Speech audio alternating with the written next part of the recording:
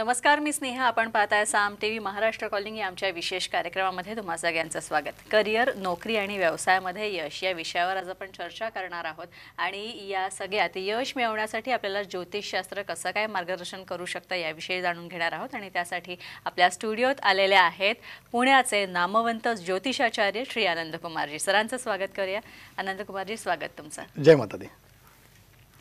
चर्चेआधी सरांची थोडक्यात ओळख करून देते. आनंद कुमार हे आनंद कुमार ॲस्ट्रोलॉजिकल रिसर्च सेंटरचे संस्थापक आणि संचालक आहेत. तसंच गेल्या 25 वर्षात त्यांना अनेक ज्योतिष, वास्तू आणि सामाजिक क्षेत्रातील पुरस्कार मिळालेले आहेत. त्याने त्यांचा गौरव झालेला आहे. तसंच अनेक सामाजिक उपक्रमांमध्ये सुद्धा आनंद कुमार यांचा हिरिरीने सहभाग असतो. आनंद कुमारजी गोपालन सुद्धा करतात आणि त्याला चालना सुद्धा देतात, प्रोत्साहन देतात. तसंच आनंद सरांच्या मार्गदर्शनामुळे अनेक कुटुंब सुखावलेली आहेत. त्यांनी सुचवलेले उपाय, रत्न, ध्यान, मंत्र साधना जे आहेत आणि अनुभव सिद्ध तोडगे हे आचरणास अनुसरायला अतिशय सोपे असे आहेत. आणि पुण्यात सदाशिव पेठ इथं तर मुंबईत घाटकोपर इथं सरांचं कार्यालय आहे. ते तुम्ही जाऊ शकता, सरांची अपॉइंटमेंट घेऊ शकता आणि सरांचं मार्गदर्शन घेऊ शकता. तसंच जीवन मार्गदर्शन या सदराखाली अध्यात्म, विज्ञान, ज्योतिषशास्त्र यांचा समन्वय साधत आनंद कुमारजी हे यशस्वी ज्योतिष मार्गदर्शक ठरलेले आहेत. आनंद कुमारजी यांना भेटण्यासाठी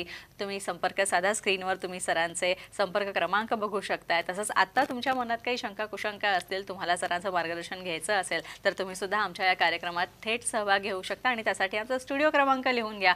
आमचा स्टुडिओ क्रमांक आहे 022-6930-2444. चला तर मात्र चर्चेला सुरुवात करूया. सगळ्यात आधी आपण जाणून घेणार आहोत आनंदजी, खरं तर आपल्याला ईमेलद्वारे, व्हॉट्सअपद्वारे अनेक प्रश्न येतात, फोन कॉल सुद्धा येतात. तर असाच एक कॉल आला होता आपला अक्षयजी लातूरवरून. त्यांनी कॉल केला होता आणि त्यांचं असं म्हणणं होतं की ते UPSCची तयारी करतात आणि मागील 7 वर्षांपासून ते प्रयत्न करतात आणि मला आत्ता तरी यश मिळेल का? त्यांचे सगळे जन्मकुंडलीचे डिटेल्स त्यांनी दिलेले आहेत. अक्षय जन्मतारीख आहे 16/6/1993, बुधवार दिवस, सकाळच्या 9:15 लातूर, महाराष्ट्र. आता यांच्या पत्रिकेचा विचार करता यांच्या नशिबात सरकारी नोकरीचे योग आहेत का? UPSC तयारी करतायत तर यांना यश मिळेल का? तर अक्षय, ज्योतिषशास्त्राला काही मर्यादा आहेत, काही पॅरामीटर्स आहेत आणि त्या पॅरामीटर्सच्या अनुषंगाने सूर्य नावाचा, रवी नावाचा ग्रह आपला बलवत्तर असला पाहिजे आणि त्या खालोखाल गुरु नावाचा ग्रह बलवत्तर असला पाहिजे. ज्योतिषशास्त्र अनुषंगाने आपण तुझ्या पत्रिकेचं मंथन करूया. आपल्याला तो सूर्य आणि गुरु कुठे आहे? गुरुमध्ये धनाचा कारक आहे, धन मिळणार आहे आणि सरकारी खात्यासाठी राजदरबारी योग किंवा राजयोग म्हणतो तसा योग तुझ्या नशिबात आहे का ना, आपण ते समजून घेऊया. त्याबद्दल रवी नावाचा ग्रह हा व्यायस्थानात आहे. रवी नावाचा ग्रह सरकारी खात्यासाठी कुठं असला पाहिजे किंवा UPSC MPSCसाठी कुठं असला पाहिजे? एक तर लग्न स्थानात म्हणजे व्यक्तिमत्व असलं पाहिजे. दुसरं पंचम स्थानात, तो ज्ञान घेऊन शिक्षण घेऊन पुढे जाण्याचे योग त्या पत्रिका असले पाहिजे. दुसरी गोष्ट भाग्यात, नशिबात असलं पाहिजे. आणि चौथी गोष्ट त्या कर्मस्थानात असला पाहिजे. पाचवी गोष्ट की तुझ्या लाभात असला पाहिजे. आता तुझ्या पत्रिकेत व्यायात असणारा रवी हा तुला सरकारी खात्याचे योग दाखवत नाही. मग सोबत कोण आहे? बुध आहे. वाणीचा, बुद्धी, ज्ञानाचा बुध नावाचा ग्रह नक्कीच चांगला आहे, पण तो व्यायात आहे.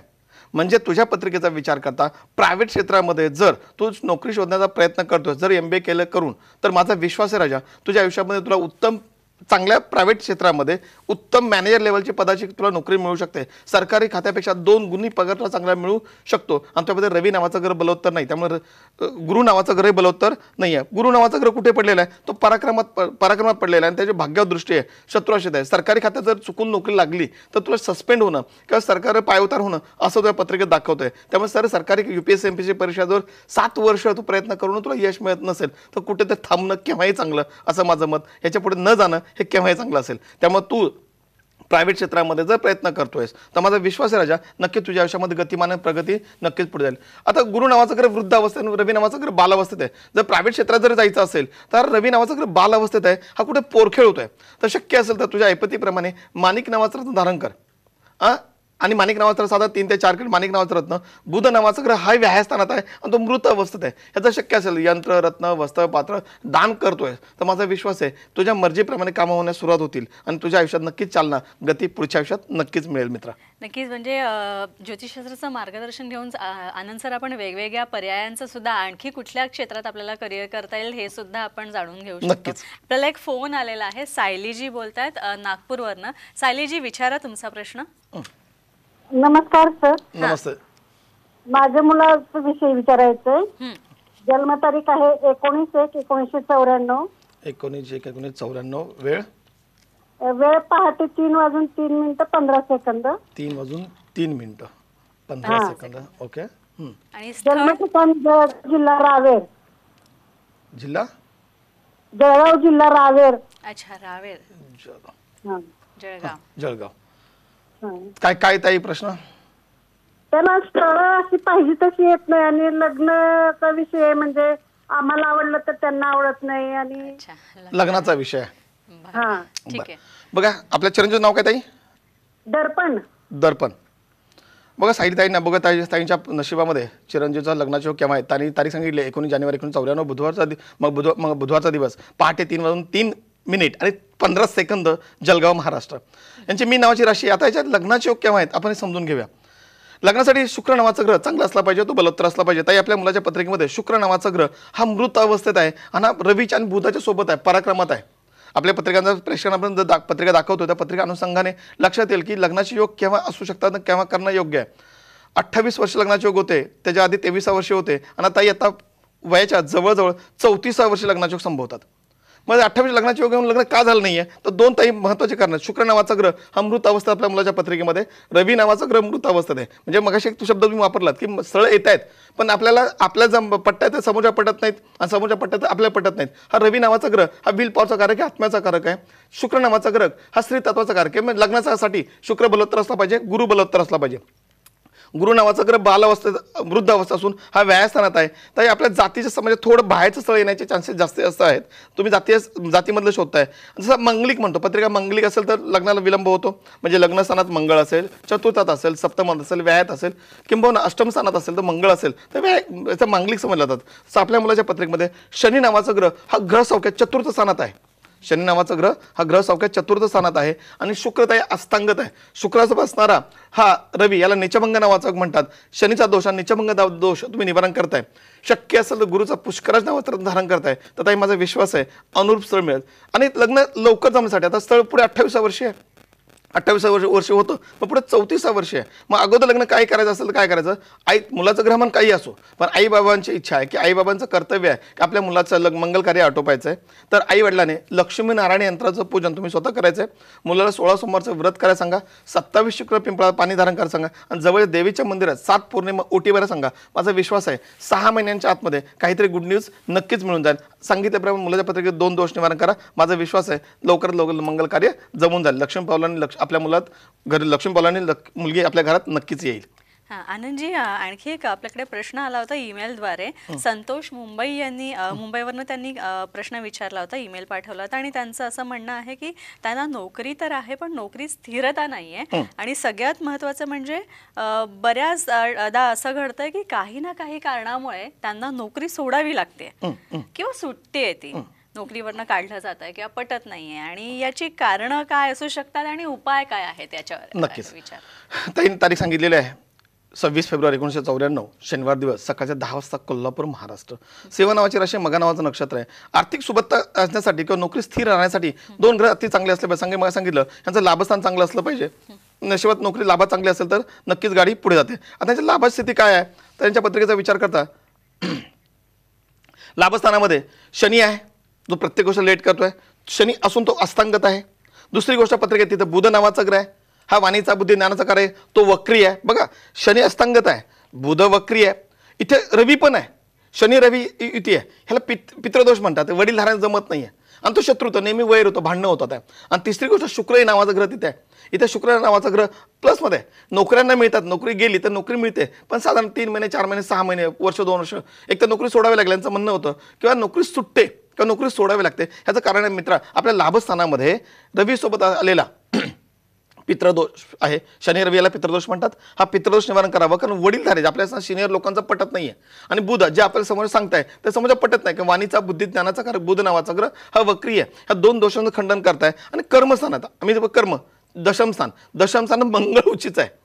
मंगळ तुम्हाला सगळ्यांनी मान दिला पाहिजे. तुमची राशी सिंह राशी आहे आणि सिंह राशी लोकांना वाटतं आपल्याला सगळ्या माणसांना मान दिला पाहिजे की आपणच करतो ते बरोबर आहे. आणि मित्रा तुझं काहीतरी चुकतंय असं नक्कीच म्हणेल. आणि याच्यातून जर बाहेर पडायचं असेल तर माझं मत आहे की भाग्यस्थानातला असणारा धनु नावाची राशी आहे, सप्तमात त्याच्या राशी गुरु नावाचा ग्रह बसलेला आहे. तर शक्य असेल तर पुष्कराज नावाचा रत्न जर आपण धारण करतो म्हणजे गुरुबळ वाढेल. त्याचबरोबर ह्या पत्रिकेतला पितृदोष, नीचभंग नावाचा, नीचभंगाचा रवीसोबत जर शुक्र आला तर नीचभंग नावाचा दोष निर्माण होतो. नीचभंगाचा शब्दशः अर्थ नियतीला मानण्याच्या घटना घडतात जे आपल्याला नको आहे तेच समोर आणून ठेवलं जातं. तर मित्र हे 2 दोष निवारण करतोस. शक्य असेल नोकरी राहत नावाचं यंत्र मिळतं, हे जर अनुष्ठान करून आपल्या सोबत ठेवतोस तर किमान एखादी नोकरी मिळेल आणि त्या नोकरीमध्ये तुला सोडायची नाही का तिथलं ट्युनिंग बॉन्डिंग चांगलं जमेल. सोबत जर पुष्करासोबत जर बुधनाचा 5 नावाचा धारण करताय तर वाणीवर प्रभुत्व येईल. आपलं मनाच्या मोचाला संयमात शांतपणे सांगू शकाल आणि त्यातून चांगलं काहीतरी निष्पन्न घडेल. त्यामुळे फार मित्रा फार चिंता करण्याची गरज नाही, फार पॅनिक होण्याची गरज नाही. हे सांगितले दोष निवारण करा आणि आयुष्यातली गतिमान प्रगती नक्कीच साधता नक्कीच येईल. नक्कीच आनंद सर, खरं तर खूप प्रश्नांचा ओघ आपल्याकडे येत असतो. तर आणखी एक आपले प्रेक्षक होते, त्यांनी फोनद्वारे असा प्रश्न विचारलेला आहे की मयूर नाव आहे त्यांचं, उस्मानाबादला राहतात ते आणि सरकारी आणि निमसरकारी नोकरीसाठी ते प्रयत्न करतायत, पण मग त्यांना नोकरी मिळेल का, त्यांची कुंडली काय सांगते आणि त्या सगळ्यात कोणत्या क्षेत्रात नोकरी मिळेल हे सुद्धा त्यांनी विचारलेलं आहे आणि त्यांच्या सगळ्या जन्मकुंडलीचे डिटेल्स त्यांनी दिलेले आहे. तर यांच्या पत्रिकेचा विचार करता नोकरी मिळेल का, तर उत्तर आहे हो, पण सरकारी खात्यात नक्कीच नाहीये. हो, क्षमा असावी, सरकारी खात्यात नोकरी मिळेल. रवी नावाचा ग्रह ह्यांच्या पत्रिकेचा लाभस्थानात आहे आणि तो बुधयुक्त आहे, केतुयुक्त आहे. सरकारी खात्यात नोकरी मिळेल पण अगदी उच्च पदाचे अधिकारी नाहीये. उच्च पदाचे अधिकारी नक्कीच नाही, पण शासकीय त्याला मी राजयोग म्हणतो, गजकेसरी योग म्हणतो. तर तुझ्या पत्रिकेत मित्रा राजे नावाचा योग आहे, गजकेसरी योग आहे. हा रवी नावाच्या ग्रहासोबत केतू नावाचा ग्रहाला पण ते ग्रहण लागलेलं आहे. बुध तिथं अस्तंगत पडलेला आहे. कुठेतरी काहीतरी कमी पडतंय. म्हणजे ज्ञानार्जनाच्या अनुषंगाने जे आपल्याकडे जे शिक्षण घेतलेलं आहे ते आम्हाला कळलं नाही. शिक्षण काय घेतलेलं नाही, कोणत्या क्षेत्रात तुम्ही नोकरी शोधताय हे सांगितलं नाही. पण महाराष्ट्र शासन का भारत सरकारच्या दरबारी तुम्हाला नोकरी मिळण्याचे नक्कीच चान्स आहेत किंवा एखाद्या कॉर्पोरेशनमध्ये तुम्हाला म्हणजे एखाद्या महानगरपालिकेमध्ये सुद्धा नोकरी मिळण्याचे चान्सेस तुमच्या पत्रिकेत आहेत. त्या संबंधित मात्र तुम्ही प्रयत्न करावेत. पुढचा पोट प्रश्न असेल तर केव्हापर्यंत मिळेल. गुरु नावाचा ग्रह आपला लग्नी आहे, लग्नस्थान गुरु नावाचा ग्रह आहे आणि मीन राशीचा आहे, सो राशीचा आहे.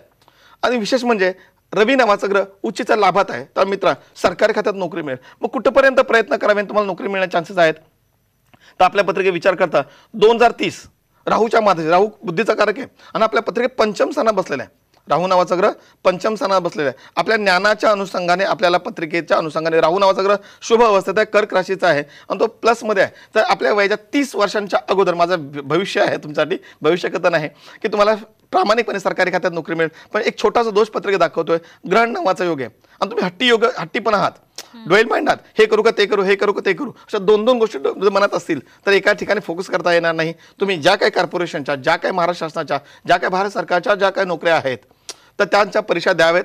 आपल्याला यश नक्कीच मिळवायच्या 30 वर्षांपर्यंत असे योग, शुभयोग आपल्या पत्रिकेत निश्चित आहेत मित्र. अच्छा, आणखी सदानंदजी यांनी नाशिकवरनं असा प्रश्न आहे त्यांचा की शेअर मार्केटमध्ये मागच्या 12 वर्षांपासून ते काम करतात पण चाले होत नाही आहेत आणि गेले 3 महिने झाले फक्त त्यांना शेअर मार्केटमध्ये नुकसान खूप होतं आहे, लॉस होतो आहे आणि त्यामुळे त्यांची मनस्थिती काहीशी बिघडलेली आहे. पत्नीसोबत सुद्धा वाद झाले आहेत त्यांचे. तर काय उपाय असू शकतो? नक्कीच त्यांच्या पत्रिकेचा आपण विचार करूया की कशामुळे सगळ्या घटना घडतात आहे, यातून बाहेर पडण्यासाठी काय आहे. विनाकारण कोणतीही आयुष्यात घटना घडत नाहीये. मकर राशी थोडी कर्कर जास्त असावी. दशा आत्ता नुकत्याच यांच्या पत्रिकेच्या अनुषंगाने बदललेले आहेत. शेअर मार्केटमध्ये हो, शेअर मार्केटमध्ये यांचा प्रश्न आहे. हर्षल नावाचा ग्रह शेअर मार्केट चांगला असला पाहिजे, गुरु नावाचा ग्रह चांगला असला पाहिजे आणि केतू इमोशन्स, भावनेला कुठे कंट्रोल ठेवता आलं पाहिजे. आणि लाभस्थान म्हणजे पैसे आपल्याला लाभ होणार आहे. त्यांच्या पत्रिकेत विचार करता लाभस्थानामध्ये केतू नावाचा ग्रह असो, गुरु नावाचा ग्रह आहे. भलेला चांडाळयोग म्हणतो, म्हणजे यांनी आता सांगितलं की पैसे 12 वर्ष पैसे तरी कमवत आहेत. 12 वर्ष पैसे कमवून आता पैसे लॉस व्हायला चालू झाले आहेत. मग चढ आहे तर उतार आहे. केतू नावाचा ग्रह चांगला आहे का, उत्तर हो. हर्षल नावाचा ग्रह चांगला आहे का, उत्तर हो. आणि योगाने गुरु नावाचा ग्रह पत्रिकेतला चांगला आहे. आता गुरु नावाचा ग्रह लाभ आता म्हणजे पैसे मिळतात आहे. इमोशन, भावनेला कंट्रोल ठेवून, पॅनिक पोझिशनला हे कंट्रोल ठेवून त्यांना पैसे मिळाले आहेत. परंतु इथे यांनी सांगितलं की घरात वाद कलह होतात आहे. मग वाद करायसाठी कारण हे मंगलिक हट्टी व्यक्ती आहे आणि मंगळासोबत जर शुक्र आला तर इथे अशुभ दोष का नीचभंग नावाचं म्हणतात. मंगळ स्त्रीतत्व, मंगळ हा निर्णयाचा कारक आहे आणि निर्णय घ्यायला कुठेच चुकायला लागलेत का, कारण पंचम स्थान असणार राहू याची दशा चालू झालेली आहे आणि राहूची दशा जास्त खोपडी वापरायला होतो. आतापर्यंत जी दशा चांगल्या होत्या त्या अनुषंगाने यांची गाडी पुढे जात होती. म्हणजे पत्रिकेतला केतू सोबत असणारा गुरु हा त्यांना बलोत्तर फळ देत होता. सोबत असणारा हर्षल चांगला होता, सातत्य लुब्रिकेंट होतं. म्हणजे 2 रुपयाचे 10 रुपये केले असतील, 2चे 20 रुपये झाले असतील. पण आता जून नंतर 2024च्या साधारण मे महिन्यानंतर गुरु बदललेला आहे. गुरु यांच्या वृषभ राशीतून भ्रमण करतोय. जिथे मूळ पत्रिकेत राहू आहे तिथे गुरुचं भ्रमण होत आहे आणि राहू गुरु चांडाळयुग झालाय आणि गुरु नावाचा ग्रह पत्रिकेत सप्तम स्थानात पंचम स्थानात असून लाभस्थानावर दृष्टी टाकतोय. आणि मित्रा काही दिवसात वक्र दृष्टी राहील. साधारण 27 सप्टेंबर 2024 नंतर पुन्हा प्रगती चालू होईल. पण घरातले वाद कलह थांबवावेत. जर घरातल्या 5 गृहिणी असतील, मग पत्नी असेल, आई असेल, मुलगी असेल, बहीण असेल, भाऊजय असेल, ह्या 5 गृहिणी 5 नारी घरातल्या डिस्टर्ब राहतील, असंतुष्ट राहतील, तर घरात लाखांनी पैसा आला तर टिकणार नाही. त्यामुळे त्यांना संतुष्ट ठेवण्यासाठी जास्तीत जास्त प्रयत्न करा. ह्या जर समाधान असेल, ह्या आनंदी असेल, तर तुमच्या आयुष्यात उत्तरोत्तर प्रगती नक्कीच पुढे नक्कीच जाईल. मध्ये तू सांगितलं की पत्नीवर वाद होतात आहे, तेव्हा चांडाळ योग आहे. पंचम स्थानात काही संशयी कारणावरून पत्नीवर वाद होत असावेत असं माझं मत आहे. त्यातला असणारे विषय थांबवा, खंडन करा. तर माझा विश्वास आहे घरातली पत्नी चांगली राहील आणि तुम्ही जे शेअर मार्केट करताय तो क्षेत्र चांगलं निवडलंय, त्यातून मला गतिमान प्रगतिशील नक्कीच राहता येईल. नक्कीच. सर, आणखी एक फोन आलेला आहे. दीपा यांचा मुंबईवरनं बोलतायत. तर दीपाजी, विचारा प्रश्न. हॅलो, माझा जन्मदिनांक 20/12/2004 पहाटे 5 वाजता. मला करिअर बद्दल विचारायचं होतं. मी आता लास्ट इयर बीकॉम करते. जन्म वेळ सांग. पहाटे 5 वाजता. पहाटे 5 वाजता. जन्म ठिकाण बेटा कुठे? मुंबई. आता काय करतेस तू म्हणले? Last year BCom. तू काय करावंस बघूया. काय करण्याची इच्छा आहे का बेटा तुझ्या पत्रिकेत तुझा? म्हणजे पोलीस मध्ये जायचं इच्छा आहे. अच्छा, बर, पोलीस मध्ये जायचं आणि बीकॉम करतेस. छान. बघत नशिबात पोलीस भरतीसाठी आहे की नाही, बीकॉम करून तुझ्या आयुष्यात यश संपादन केव्हा होईल आणि केव्हा सुद्धा अर्थजनाच्या नक्कीच लागशील. तारीख पुन्हा बेटा समजून घे. तारीख काय सांगितली? 20/12/2004 रविवार रात्री, सोमवार उजाडता पहाटे 5 वाजता मुंबई. मीन नावाची राशी आहे. रेवती नावाचं नक्षत्र, वरियान नावाचं. बेटा पहिल्या पत्रिकेत दोष आहे तुझ्या, वरियान नावा दोष. वरियान म्हणजे वानरासारखी स्थिती, म्हणजे या झाडावरून त्या झाडावर, त्या झाडावरून त्या झाडावर, अशी तुझ्या पत्रिकेतली स्थिती आहे. जोपर्यंत तो खंडन करून घे. तुझ्या पत्रिकेत मीन नावाची राशी, ड्वेल माइंड आहेत, म्हणजे डोक्यात अनेक विचार असावे. आता पोलीस भरतीसाठी आहे किंवा त्यासाठी जाण्यासाठी चांगली पत्रिका आहे का? पोलीस भरतीसाठी मंगळ चांगला पाहिजे आणि रवी नावाचा ग्रह चांगला पाहिजे.